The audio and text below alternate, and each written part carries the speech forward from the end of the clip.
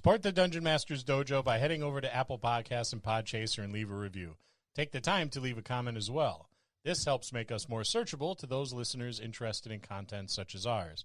But more importantly, we want to know how we are doing and what topics you would like to hear about. Another way you can support the DMD is buying the DMD Asaki, so we can continue to deliver quality content to you, our listeners. This also helps us upgrade and replace equipment. Head over to buymeacoffee.com/the DMD and buy us a sake, or 3 or 5. Don't forget to say something nice or mean. We don't care. You're buying us a sake. Now on to this week's episode.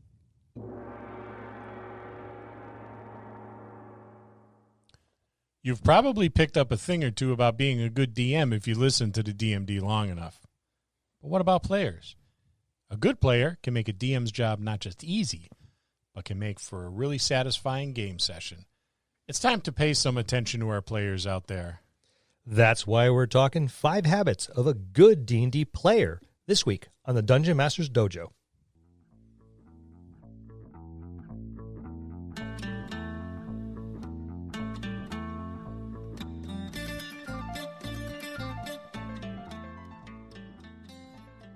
Hello, and welcome to another episode of the Dungeon Masters Dojo podcast. This is a show for game masters and players alike. We hope to bring you tips and tricks to elevate your game and develop the art of dungeon mastery. I'm your host, Louis Aponte, and these are your dungeon masters, Scott Labby and Bill Robitaille. Let's enter the dojo and see what they have in store for us today. Hey, Scott. Hey, Bill. I thought Lou should have All right. read that second sentence because he's our resident, professional player, He is. and I think that line would have been perfect for him. But I thought you guys were writing all these bullet points about me, so that's why I let you guys say that. Oh, thanks. Well, when we're talking about players, it almost always ends up you because you're our best Inspiration. best example for what not to do. Hogwash. I further the story. You further something. Use our anxiety. Scott's especially. Can I do a plug? Sure. Am I allowed? Yeah. I'm for gonna it. I'm gonna plug a good friend of mine. Her name is Chelsea. She's a female gamer. She's pretty awesome. She has just gotten into tabletop RPGs, specifically D&D. But she's a console gamer. Despite that, I'm still very fond of her, and I'm glad she's come over to our side. So she's got this thing going on. You can find her over on Blue Tundra Gaming. And if you look over there, her page will come up. She's looking for stars. I'm right here. Like the kind in the sky. Oh. Those kind of stars. I don't really know what they do, but stars, I guess, is how these crazy gamer kids go ahead and get themselves recognition and a little walking around money put in their pocket. So go check Chelsea out over at Blue Tundra Gaming. She's adorable, and she's a pretty good gamer. And she's going to be joining us with Hugh Drott, Matthias Johansson, and doing a little more play testing of the hybrid gaming. So I'm really looking forward to that and to kind of push her through the door. The door is open, and she's standing there, and I'm going to give her a good shove through that door. So Now, did you tell her that it's 3 flights up and there are no stairs? I did not, but thanks for ruining the surprise. By the time she hears this episode, she would have already been tormented by us. Yes. I mean, experienced gaming with us. Yes. So check her out over at Blue Tundra Gaming. I watch her on Facebook. I guess that's the only time you can watch a female 30 years younger than you on Facebook and not be creepy. So she does her If live that's what you're streams, going yeah. with and you believe that, okay. Yeah, Dead by Daylight is the game that she plays. That's pretty neat, too. I was watching that. It's like Tag with the serial killer. Yep. Neat stuff. So go check her out. Chelsea over on Blue Tundra Gaming. She's the adorable one. Got it. And what platform does she stream on? I've watched her on Facebook. But I I think mean, it's a Facebook thing. Is it the You said console. I should have said, what console does she stream on? Xbox or PlayStation? I think she's a PlayStation player because She's dead to me. I haven't I haven't played with her. Sorry, Chelsea. Because Sorry. I have that's Lou's loss. Welcome to a touch of what we deal with on a regular basis. Yes, he's not a nice man. We've been dead to him so often. I think we qualify as undead. I think she does PlayStation. Yeah, because we haven't played. I have an Xbox. Yeah. Yep, that's right. And a computer, but I seldom play on my computer because usually if I'm sitting in front of it, Lou's like, "Are you on your computer? Are you doing work? Where's the episode outline? I need a DM quick tip. Why aren't you updating the webpage? I thought you were supposed to be writing blogs. How come you're not reaching out to sponsors?" You know what it's like, Bill. No, I'm usually taking a nap. Yeah.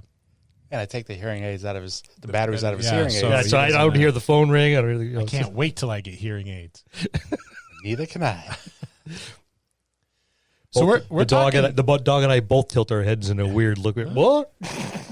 We're going to talk about 5 habits of a good D&D player today, and Lou exemplifies many of these traits of a good D&D player. We haven't seen any of them. But We've done heard them. rumor. Yeah, someone once told me Yep. that actually Lou is one of the most wildly entertaining players I've ever had at a table, and if he's sitting at my table, I know we're going to have a really, really good time.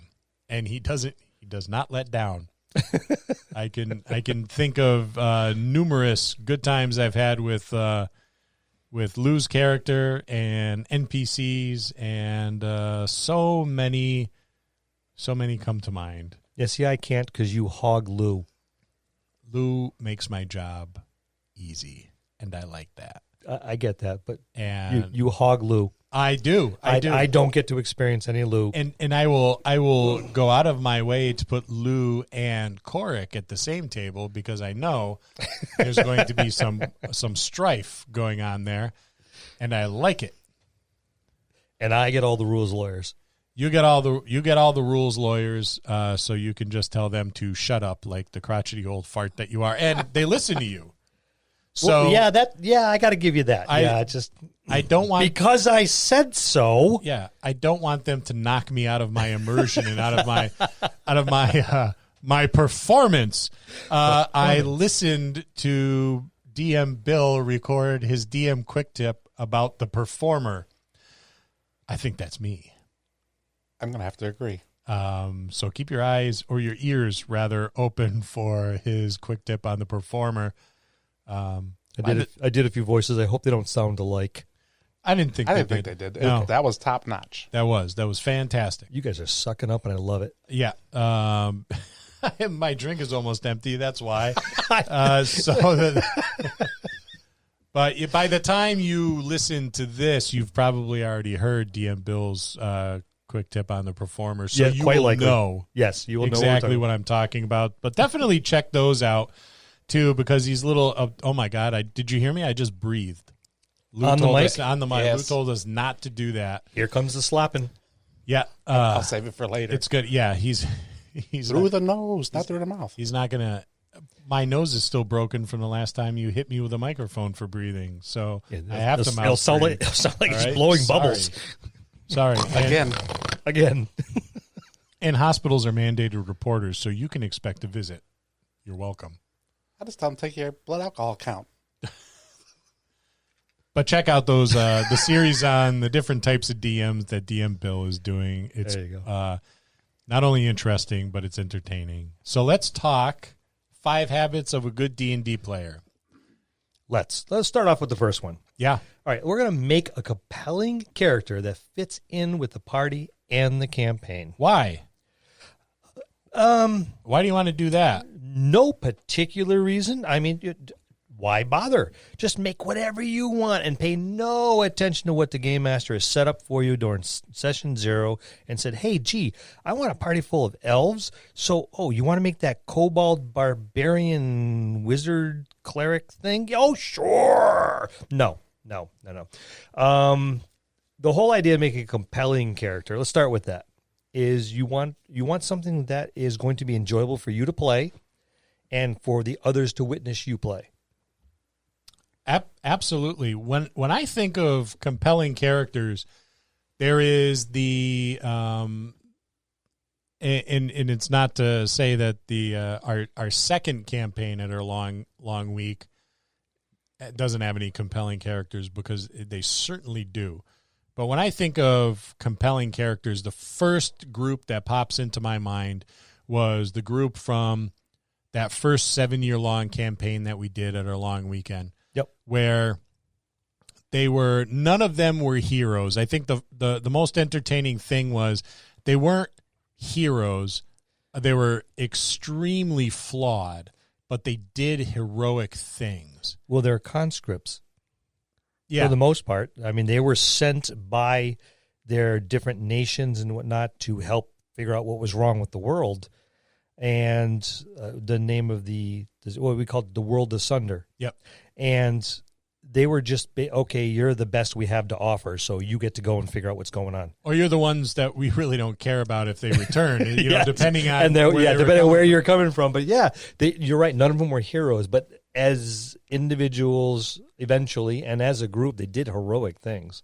They did very heroic things, and their backstories were, which were worked into the campaign, were very compelling, because it wasn't black hats and white hats. Oh no, there was nothing but shades of gray across every single one of them. Different shades of gray, where they were extremely flawed. It seems like nobody liked each other at first, but then they developed really, really strong bonds of friendships. And when I think of all the emotional investment that the players had in their characters and in other players' characters, it was like this was a magical. The bar was set so high that we had trouble getting game masters because they didn't think they could even come close. Yeah. Because I mean, you know, you wrote an absolutely amazing story. Thank you. I built some creatures and some magic items, and we sat down and we kind of hammered out the details, and then you grabbed one table and I grabbed another, and off we went. And it turned out to be, like you said, magical, because it was a fantastic story, and the character, like I said, the backstories were great because, I mean, my character was supposedly the moral compass. All right, you know, Mullif, the cleric, was, you know, what everyone kept saying. Oh, for God's sakes, don't let Mullif find out. I think the big one was what would Mullif do? What would Mullif do is how they kind of directed themselves. He was a pain in the ass of epic proportions, but it was oddly enough, it was likable. It was well tempered, because there wasn't a lot of, God, I can't stand that guy. It was a lot more of, yes, he is a little irritating. He is sitting on a high horse, but he's ours nonetheless. Well, I mean, I think he proved himself as a fairly powerful caster, and part of that probably was the reason why they didn't want to upset him. He had a terrible habit of knocking buildings down with spells or blowing them up. It's a bad habit Lou picked up. Yeah. That's where my character got it from. Yeah, It's hereditary. It worked so it's hereditary. You're right. It is. It was hereditary. You. Yes, my great-great-great-grandfather used to blow up buildings, so I'm going to too. Yay. But even him, as the moral compass, had his major flaws as well. Yeah, and there were they all fit with the party and the campaign, despite being differing alignments and differing classes and differing races and whatnot. But they clashed initially, pretty much all of them. No one got along with anybody. But as it went on, they formed the bonds of friendship and, well, to start with, trust. Yeah. And then the friendship came from that. And then there was the admiration of one character to the next, where everyone admired everyone else. And I think that was the compelling part. Yep. And they all fit in with the party and the campaign because they were all very much so flawed. Well, I think a lot of it, too, is we used the backstories quite a bit. And they fit into the campaign because we used the backstories that they provided. And they were all pretty good backstories. I mean, lengthy, detailed. Most of them were chronological, so it was easy to follow the paths. And we could use that to build the campaign and then work each one of them in. They each had their moment to shine, where the backstory or the story they're building on came to light. Yeah, you can easily recall those moments of that people had to shine. I could think of like a whole bunch for Lou's character, but I recall the battle with the old god in the temple and how Solinar and Mullif pretty much combined their magical abilities and dropped the temple. Yeah, we top of him. Yeah, we dropped a ziggurat. Yeah. He stunned him, and I bound him to his own altar. And then we collapsed the ziggurat around them and us. Solinar got out. I had planned on going down with the ship until Lou's character, Kaisi, dragged me out. But yeah, we between the two of us, we magically basically grabbed a god's avatar, bound it to his own altar, then dropped his temple on top of him, and it slid into a lake by the time we got done with it. And even Sin's character, who was a very chaotic presence in the party, and much like Sin is, where it's he's not like chaotic in a wicked way, but Sin marches to the beat of his own drum and makes no apologies for it. But at the end, Sin's character had her big moment in that after she had done all of those things that were, misguided and somewhat terrible, that she was invited back into the tavern, which was like the heavens, so to speak, for all the characters that had since passed away. Those characters, Elysian Fields. Yeah. So she was welcomed back to her party after a while of just being a shadowy visage outside the tavern doors. Mm-hmm. And there she had that redemption, and was such a compelling character. And sometimes all the time, the line between Sin and his character is very blurred. So you don't know where one ends and the other begins. We had brought her back for as a deceased NPC, but a major focal point of the plot line for the second year. Yeah. Or the second series. Yeah.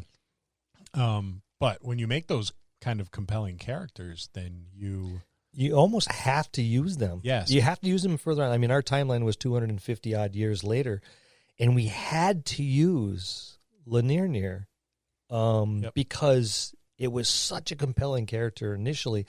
And to see the look on Sin's face as all these revelations started coming forth about she was a hero and how, she was trying to make amends for what she had done. And that's how she got her way back into the Elysian Fields after she passed. But, all the heroic things she did, and she was honored and praised and worshipped, in so many places. And he's like, when did this happen? But it unfolded as the story did. And the look on his face was fun to watch. And everyone else going, wait a minute, Sin's character did what? I have a rule that when I take away as a DM, I always give back. I always give back at some point in time, but not immediately. And that's what it was for Sin's character, because that was the character most likely to be corrupted. Correct. So I corrupted her. And it added to the drama, and it added to that story that made it really, really deep. Well, we did the same thing with Andrew's character. Yes. The troll. I took his arm off. Yep. And kept it. His character had no arm. He was missing one arm. And we used an artifact from the first series that it was a magic item that reformed itself from one appendage to a different. It used to be a leg, and it reformed itself to an arm, and he was gifted the appendage from a hero from the first series. Yep. Lose elderly dwarf from the no, that was Todd's character. Well, his character died, and Yes. In battle, Right. and lose elderly dwarf, because they were both two old dwarves. They were That's the right. Yeah. only two that were left, Right. and one of them died. So Lou's character was all by himself, which is the way he was at the end of the first 7 years when we ended it, and he pretty much sat on the edge of his bed and died of old age all alone, because all of his friends had already passed away. Right. You know, it was kind of like that curse of being the long-lived one in a group of friends. It's like, do you want to live that long if all the people you know and love are gone? It's a gift and a curse at the same time. And all that bleeds into our next point. Get emotionally invested in your character and in other players' characters as well. I think we've pretty much covered that one already. That's huge, though. Really, it is. If Well, that drives the story. yeah, And it drives your players to want to come back week after week to see what's not necessarily what's happening with their character, but what's happening to the other characters. yep. It's one of those opportunities that you as a DM have to look for. When I was running the second year, I ran my character from the first year that you ran. Yep. As an NPC, and we centered the adventure kind of around Lou's character, where he was being brought back to his home to face some charges after, he had escaped prison, and he did not get along with the character I was running as an NPC, but he said, I'm going to go there with you no matter how dangerous it is. We'll go back to your home, and we'll stand alongside you because you're our friend. And, opportunities like that build that kind of emotional investment in another person's character, which is key. And you always have to look for those opportunities as a DM to kind of, nudge it along. But as a player especially, you have an opportunity, if it's there, to get that emotional investment. Take it. Yeah, absolutely. I mean, you are playing your character, but we've mentioned this countless times. It's a cooperative game. Yeah. And if you can find yourself through the story, finding a way to bond yourself with another character. That doesn't mean you have to go out there and go, hey, we're blood brothers, or I'm going to marry you, or something, straightforward and borderline goofy like that. Granted, people do that. And in some cases, that might be the perfect way to do it. Yep. But in most cases, let the story drive you. And you see an opportunity, like you mentioned, where these two characters could find a common ground. Even if they don't like each other, they find a common ground that helps bind them. Take advantage of, as a player, take advantage of that. And say, all right, you come right out and role play it out. Scott, or Cal, I never really did like you all that much, but that was a really stand up thing you just did, and I'll pay you back someday. Don't worry about it. And until then, I got you back. And little things like that, role play them out and take advantage of it. And look for that opportunity when you know that all of a sudden, that character is in trouble and you're in a position, okay, do I Do I step out of my combat and take the shot so I can save him because he's going to go down if I don't intercede? Do it. Take the shot. Disengage from your character and put yourself in harm's way to save that other character, because that's your opportunity. And now that bond becomes even closer. Now you have a friend in combat as opposed to just someone you travel with. I think you can even go a little further, as a player. I think it was probably 2 sessions ago we had ended the session, and Cal, one of Scott's Barbarian, Ulrid, and Sir Higadine all went in one direction, and they left me by myself to go on my own merry way. Well, when we came back to the next week long, I was different towards Cal, and he was like, "What's wrong?" I was like, "Well, I found a moment to say, you left me alone." And I think that brought him over to me a little bit, because he saw that I'm like, I needed you and you weren't around. You left me all by myself. You abandoned me, Cal. Pretty much. So I played on the emotions of that to try to draw his character and some of the other guys around me to excellent point. Just to build on. So it's just not. It doesn't have to be combat related, is what I'm saying. No, it doesn't. You can play to the other person's emotions. Like I said, I was like, how would I? We traveled and did all these things, all these heroic things, and now he's just waved by and left. How would somebody really feel? So when we met back up, I was like, you abandoned me. You left me alone. And I was, my character was hurt by that. And so I played that to his emotions. Yeah, you ran off with all your combat friends and just left me here. Yeah. Cal, you're an ass. And it worked. it did. So we had some dialogue at the table about that. And, he was like, you never said goodbye. And I was like, well, my people, they only say goodbye when they're dying. So it was a learning experience for me. It was cultural. Right. It's cultural, and for you, it was emotional. Yeah. And then you both found the common grounds. It's like, I'm sorry. Well, I'm sorry too. Yeah, but and the thing is, we kind of role played that. We just didn't say this is what's happening. Right. We actually, I was like, Cal, you left me alone. I was hurt. You didn't even say goodbye, and Scott's face was like, oh shit. Well, I wasn't expecting it. Where the hell did that come from? But that's that was that's a good opportunity to improv and deepen the the story. Never ever forget that D&D is it's a role playing game. Mm-hmm. It's more than just rolling dice and looking up rules and quoting rules. What I think people forget, too, is it's just not the DM telling the story. He's just telling the overall greater picture, and you and your comrades are filling in all the blanks. So you're just not rolling dice. You're actually creating a story for yourself and amongst all your other players as well. It's cooperative storytelling at its finest. Yep.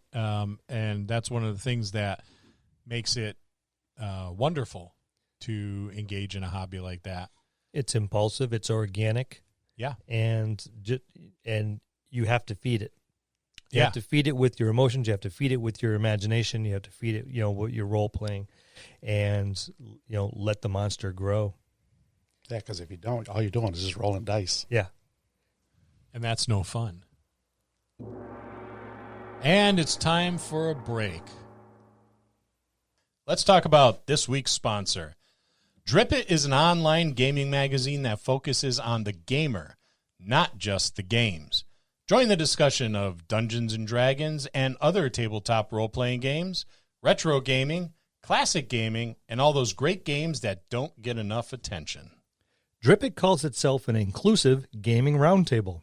Yes, just like King Arthur's Knights of the Round Table. Regardless of who you are or what you're playing, you are equally deserving of the respect owed to all who do battle in the world of gaming. Check them out at drippit.com. That's DRIPPIT.com.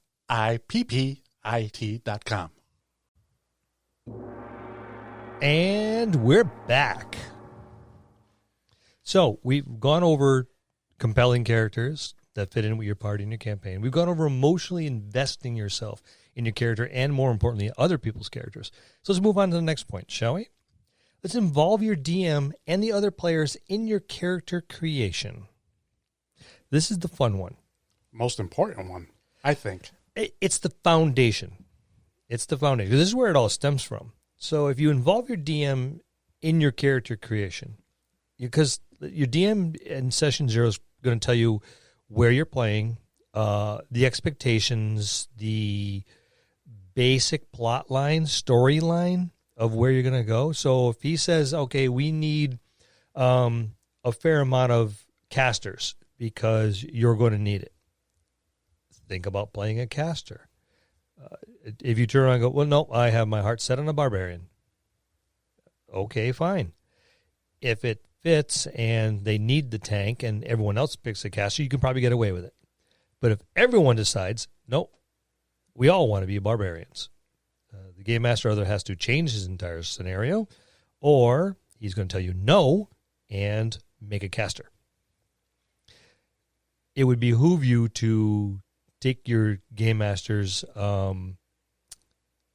suggestions to heart, because if we've used this example a couple of times, if everything revolves around spell casting and you do not have a spell casting character, you're basically just sitting on the bench.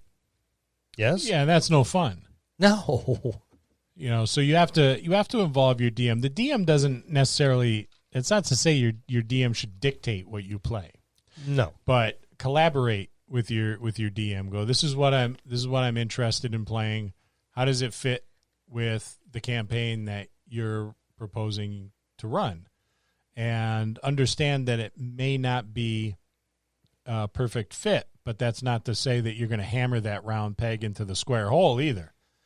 So there's got to be a little give and take on both ends, and involving your DM in the character creation is key, because you can answer all those questions like, all right, what's your backstory? And your DM should know what your backstory is, because they can add that to the campaign to kind of deepen the immersion and really get that spotlight on the character. And I think that's really important to an enjoyable campaign. I know when I go as a player, I usually do not have any preconceived notions of what I'm going to play. I wait for session 0 and find out what the game master is going to tell me about what he intends to play, his basic storyline, what he's looking for, and then I will generate my character based on that. Because as he's describing what he's looking for, that dusty Rolodex I call a brain is flipping through going, okay, maybe this, maybe this, maybe this, maybe this, maybe nope. But backtrack. Oh, wait, we can do this. And I eventually settle on something-ish. But at least I have a general idea, and then I start building.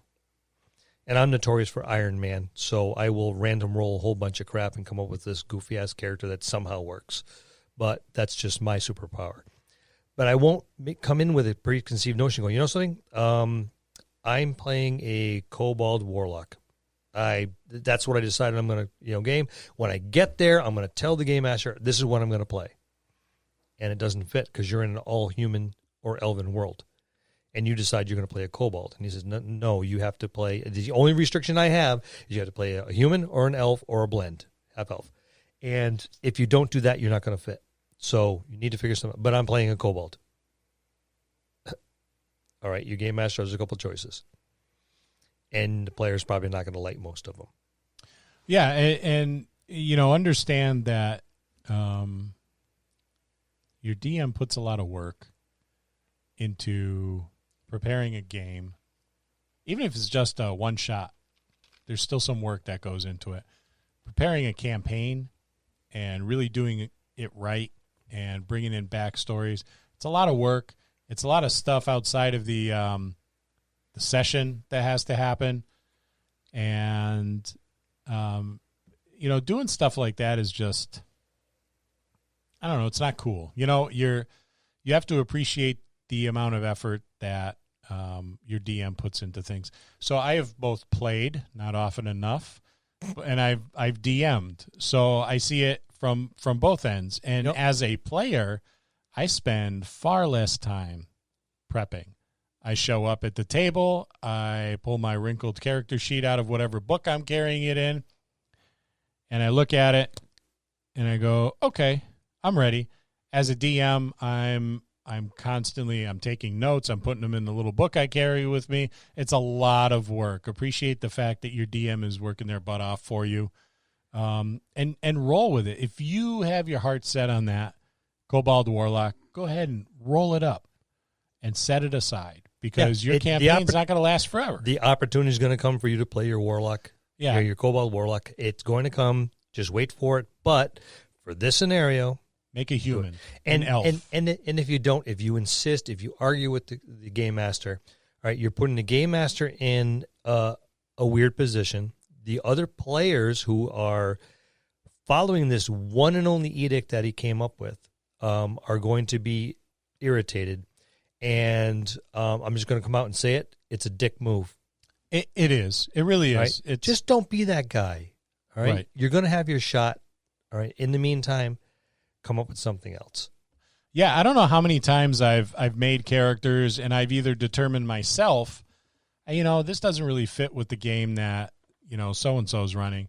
Or I've made a character that I thought was going to be a great fit, and the DM's like, yeah, you know what, really not a great fit, and here's why. And it'd be like, oh, okay. And I've taken those characters, and I've put them in a binder. And I've waited for the opportunity to play that character, and every single time I've done that, I've had the opportunity to play that character. And not only that, but you'd be able to come back at it because a little bit of time has gone by. And you come back to that character and you read it through going, wow, this is actually a good character, but I think I want to change this. Yeah. All of a sudden you make these little tweaks and these little adjustments, and it be 9 times out of 10, more often than that, it's going to be a better character. I don't know how many times when we were playing 2.5, how many times have I just sat down and generated characters and just stuck a stack of them on the table? Okay, pick one. All right, there's 50 characters, Bill, and there's only 4 of us. What do you mean? There's still a stack on the floor over there, and there's got to be 200-300 characters in that stack, and probably only half of them have ever been played. Make your character, because making the character for me is just fun. But make your character, put them aside. You're going to have your shot. But now, how do we get the other players involved in your character creation? Pretty easy. I've seen that at play before. Where was it? Lou and Korik played siblings in the same campaign. Yep. I've seen all manner of things. I want to say that me and Chet played a 2-headed troll. One was the smart head and one was the meat head. And I don't remember which one I was. I was good. I was going to say the meathead. I'm not even going there, but because it could go either way. But that would, it could very easily have gone either way. And that was fun because we were both like, I'm almost positive it was Chet. I believe it was. Yeah, I'll have to ask him, You've mentioned it. Yeah, it was a good time. We both were like, oh, well, we want to play this, we want to play that. We're like, how about a 2-headed troll? And we went with it. It was the same character sheet, but one head was a warrior and the other head was like a cleric, or he did something with spells. He and I would individually roll for saving throws or whatever have you, whatever came up based on, which head the target was. So there's a lot of things you can do to. Well, you mentioned the case of Korik and Lou. They built their characters independently, and then after they were built, they started talking. Oh, well, I did this and I did this, and they did almost parallel things, except at the very end, one went one way and one in the other, and there was this divergence between the two of them. And that's when they said, well, what if we were siblings, and then you were the older and I was the younger, and an opportunity came for you to do this, and I didn't want that, so I went the other way, but we had the same basic backstory. That pretty much was it. And it worked out absolutely phenomenal for the two of them, where they had this connection that didn't bind them together, but they're bonded nonetheless. And it was a beautiful dynamic. Yeah, and that's, that comes back around to getting your emotional investment from other players in your character. That's a great way to do that sort of thing. Yes. When you start from the get-go where you are already invested in that character. Yeah, and how does my character fit with your character? And how does, do we mesh well? Do you think we would mesh well, or do you think there'd be a little tension? Neither way is perfectly fine. Yeah, no, I think in our case, both Cork, his background, he came from a dysfunctional family, and so did Nat. I think one of our parents was a drunk, and the mom was getting on something else, and it was so close. Well, you would have thought we sat down with each other, and that's exactly what I'm saying. You guys ran like parallel backstories just independently, and it's like, oh, holy crap, you guys cheating off each other? No, then we both said, should we just be family members and build the story that way? At least we have our own story within a story. Yes, and that's what we did. One of the other ways of getting buy-in from other players when you're creating a character is when you built Gravin and you made him a distant relative, a descendant of one of Bill's characters. Yep.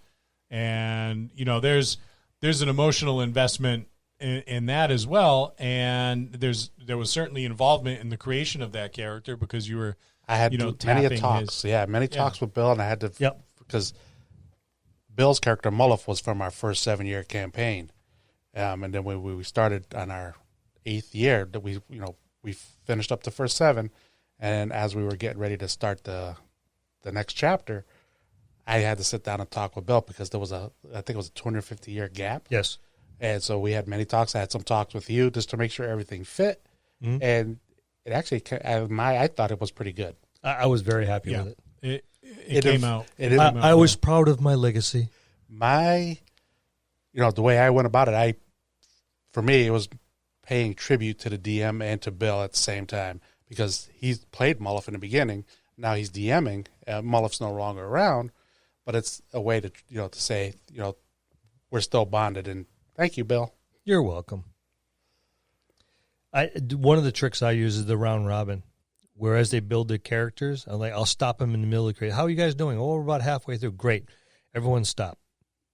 All right, Scott, give us what you have for your background. And you'll give your background. And then I'll look over the person next to him. Lou. My player hates Lou's. Yeah. My character hates Lou's character. How are you tied to his character? I hate his character too. There you go. Perfect. And then I'll look at Lou and look at the person next to him. Now, how are you tied to Lou's character? And how are you tied? And I will make them, in their backstory, tie themselves to the person next to them. And that's kind of, I think maybe that's where Tom got that, because when Cork and I were playing Brothers, that was Tom's game. Yep. And he had everybody kind of, we were all from the same village. And he was like, how did you know him? But, I think I was in the Smith shop. Yep. Or the you're Smith. Yeah. And so then somebody else. Oh, well, I know the Smith, but I work in a tannery. And then somebody else. So we all Tom spun the web where we all knew each other somehow, and then we, through some happenstance, through some festival, we joined together as a group. Right. Now, Tom was one of my proteges. Yep. He was very, very young when I was one of the people that introduced him to the game. So I'll take all the credit. Because I'm the old guy, and that's what we do. Anyone younger than that, does this something that we've already done? Yep, that was me. Yep. So let's move on to the next one, shall we? Yeah, let's talk about arguing. Right? It's okay to argue a point. Why'd you look at Lou when you said that? I'm wondering that. And myself. Lou looked right at you. I mean, just two of you. You heard the word arguing, and both of you like whiplash snap. Actually, Lou is one of the least argumentative people at the table that I've ever This played is true. with. He just causes arguments. He does. And part of the reason why I think Lou is not much of an arguer is because there's a trust He trusts me that I'm not going to do anything, terrible or outside of the social contract to his character, and that whatever ruling I make is furthering the storyline in the campaign, and it will become clear at some point in time. But not everybody is like that, and that's not to say that I have players from our group at the table that are argumentative, because they're really not. So you put all those people on my table. Yeah, and that's why. So Because I give them the grandfather look, and it shuts it right down. But even there's a way to do it. It's okay to argue a point. Absolutely. But know when to concede. Like I don't do arguing a point at the table during game time, because I think it slows up game play, and I think that's unfair to the rest of the players. So I'll usually say I have kind of like a blanket rule: during a break, we'll talk about it. After the session, we'll talk about it, and my ruling stands right now. If I'm wrong, I will say I apologize, I am wrong, or I will, if the point is valid enough. And I've had these discussions with Korik over and over again, where he's been like, "Hey, actually, this is what the rule says," and he's very tactful about that, in that he will. It's not one-sided. Oh, no, he'll argue for the players and argue for the game master. Like, you ruled wrong in our favor. And I was like, really? And he's like, yeah, this is actually how we should. And he did a lot of that when we were first learning 5th edition. Yes. So that's very nice. Well, the downside of starting a brand new game mechanic is when you're building your scenarios, you're spending more time building the scenarios than reading the rules. Yep. Yeah. And we have to thank our rules lawyers, because I had Jared at my table doing the same thing to me. Yeah, and Jared's very tactful at that too. He will point out a rule and he will let it go. And I remember, I don't know who it was, but someone was made mention of something. They were running the game, and I was like, actually, the rule says this. And Jared said, "You are absolutely right, but actually the DM's ruling is final." And he was absolutely correct on that. The DM's ruling is final. So know when to concede. Yes. Know when to be like, okay, know when to back off. It's not an adversarial thing, nor should it ever be. Don't even argue at the table. Wait, like you said, wait till break time or after session. Now, keep in mind, we are directing this towards the players, because this entire episode is directed toward the players, not the game masters. The game masters know when to, back off, or should know when to back off and when to press. But as players, this is why we're directing this, and this is why we're going to. As players, please, make your point. If it's an obvious transgression of the rules, then yes, bring it up. But don't argue it. Make your point. And then move on. Yeah, and I would say the only time that really you should actually argue a point is when you have a dick DM doing dick things. Yes, and in which case, call the DM out on that. If there's obvious, player targeting and me versus them stuff, that's fine. But on the little rules things, ultimately, thank goodness we've never had to deal with that. Never had to deal with that. And the one instance where I did, my dice had my back. So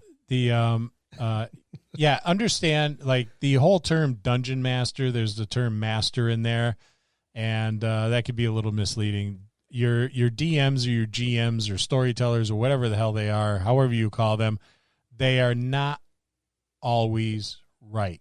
Hell no. But their ruling is always final. Yes. So understand that.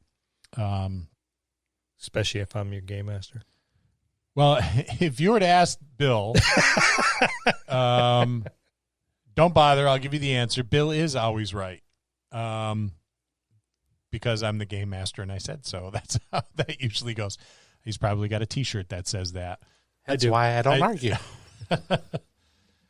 And I have another one that says, "Make a saving roll, bitch." Okay, so let's move on to the next one, shall we? show some appreciation for the hard work your DM did preparing the campaign and running it. I think if you've listened to any of our episodes, or at least 2, you're going to realize that it's a lot of work for a game master. Yeah, it is. We do a lot of work. Yes. Research, monsters, magic, the scenario, NPCs, maps, sometimes terrain. Yep.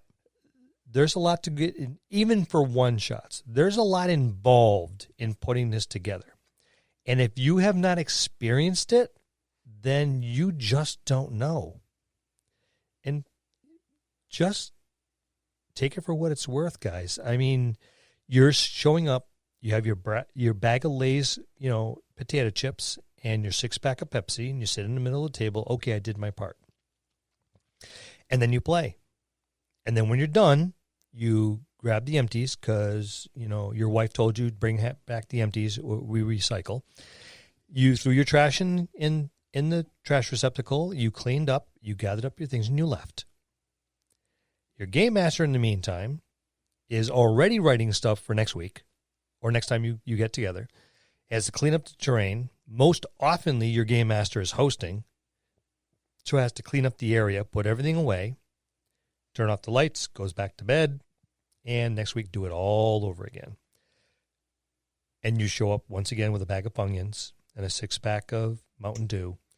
And I did my due diligence. No. No. And something as simple as a thank you goes a long way. Our group is really good at that, and that makes me happy when they say, "Hey, thank you. I had a really good time," and that makes me happy. That makes me feel like all that hard work was worth it. They do it just so you can keep game mastering. Yeah, but that's fine. I'm okay with it. Not really. I'd rather someone else take over. 47% of the people actually mean it. Yeah, and that's almost half. And 98% of statistics are made up. Yeah, that is true too. But if you really want to thank me, Cool Ranch Doritos or Cheesy Poofs and Dr. Pepper or Line and Google Summer Shanty, drop that in front of me. Say thank you for being my DM, and please don't get too drunk while running the game. And you do it with a tear in your eye, you might even get experience points. You might. Chances are good you will. Actually, after I've had a couple, you're definitely getting some experience points. But show some appreciation. It could be any number of ways. Hey, I'll pick up the tab for a pizza, or we're going to order a pizza. DM, no need to do so. We'll cover the pizza, and you just sit back and run the game. Or thank you. Just hang after the game and help clean. Yeah, something like that isn't bad either. It's simple as that. I mean, a thank you, an extra pair of hands picking up the gaming table and the grounds thereabouts. But show appreciation for what your game master has put together for you. Yeah, and if you know your game master really, really, really, really likes Funny Bones, like a whole lot, show up with a box of Funny Bones and put them in front of DM Scott or whoever else your DM may be. Yeah, little things like that. Little things like that. Maybe not a whole box because I'll end up eating it and then I'll feel guilty and you'll get more experience points. No, you won't. Yeah, I won't. It'll be a very passing guilt. I'm like, well, it's done. So what am I going to do? No sense dwelling on it. I might as well finish the last one. Hey, when you guys get those wrappers? Yeah. I'm in a carb coma. I can't move. There's any number of small things you can do to, kind of show your appreciation for your DM. Even if it's, pitching in and buying the newest book that's coming out, because your DM's going to own every single book, because if they're running the game, they need to have all that especially stuff. Consistently. Yeah. Especially the game master consistently. And even if you are the nexus for this, and you pull all the players aside and say, hey, everyone pitch in $5. There's 6 of us. That's $30. The book's $29.99 on sale on Amazon. Let's all pitch in, get the book, and just give it to them. Yeah. You know, we know we're going to be using it. We show up every week and we ask for the book. So we all get to use it. But, you know, that way this guy's not, you know, footing the bill for every single book that comes out. Yeah, and they're starting to ramp up the 5e treadmill quite a bit. I've noticed. Yeah. So it's gonna get costly. Granted, you don't have to have every book, but you know it does help. Every person I've ever met that is DM'd for a long period of time has a boatload of books. Boatload of books. We are all completionists. We all have, yeah. OCD. We have to have them all, even if we know it sucks, even if we know we're not going to use it. It has to be part of the collection. Yep. That's us old school guys. Yeah. So, want to wrap this up? Yeah, let's wrap it up. I got some funny bones calling my name. Okay. So, players, all right? When you're making your character, think about your game master, think about your players. Include yourself into their world, both the players and the characters. Try to be cooperative, try to be inclusive, and try to have fun. Bill, Scott, thank you. You're welcome. You're welcome, Lou. We knew you would write us up right about us one day. Want to try that again? No. Fuck it.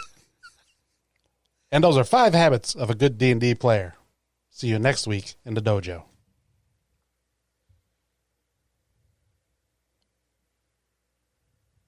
That's going to conclude this episode. Thanks for tuning in and listening. Please subscribe to the podcast for more great content. If you'd like to hear a particular topic, you can reach us on Facebook at the Dungeon Masters Dojo, or you can drop us an email at thedungeonmastersdojo@gmail.com. Thank you, and have a good day.